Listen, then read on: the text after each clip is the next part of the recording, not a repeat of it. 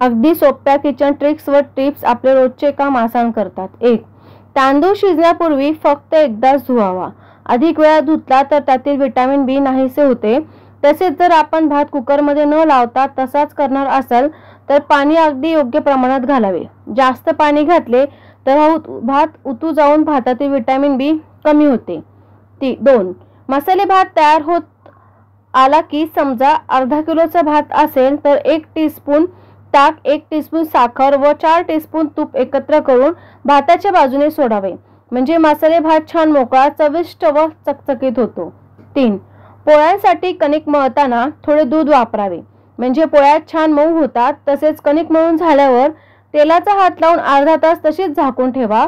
मग पोळ्या करा. कणिक भिजल्यामुळे सुद्धा पोळ्या छान मऊ होतात. 4. पोळी भाजून झाली की तिला लगेच तूप लावावे. म्हणजे छान खमंग लागते व मऊ राहते. 5.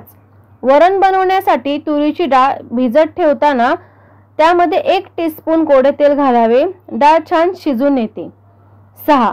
उन्हाळ्यात दूध लवकर खराब होते तेव्हा दुधात 1 चिमूट मीठ घालावे. म्हणजे दूध बराच काळ ताजे राहते. 7. दुधाचे विरजण लावताना तुरटी फिरून विरजण लावल्यास विरजण अगदी घट्ट होते. 8. घरी लोणी काढल्यावर लगेच कढवायला वेळ नसेल तर त्यात थोडे मीठ टाकून ठेवल्यास लोण्याला आंबूस वास येत नाही. 9. चहा व कोकोत चिमूटभर मीठ घातल्यास त्याची चव जास्त मधुर लागते. 10. हिरव्या रंगाच्या पालेभाज्या उकडताना अथवा शिजवताना लवकर शिजावे अथवा त्यांचा हिरवा रंग तसाच राहावा त्यासाठी भांड्यावर झाकण ठेवू नये. झाकण न ठेवता उकडावे. 11.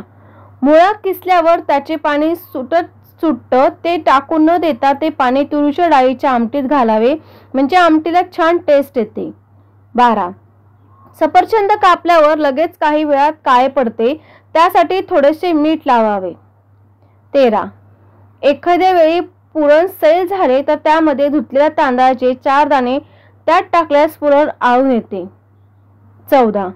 श्रीखंड शिल्लक राहिल्यास त्यामध्ये थोडेसे दूध घालून ठेवावे. म्हणजे ते आंबट होत नाही. 15.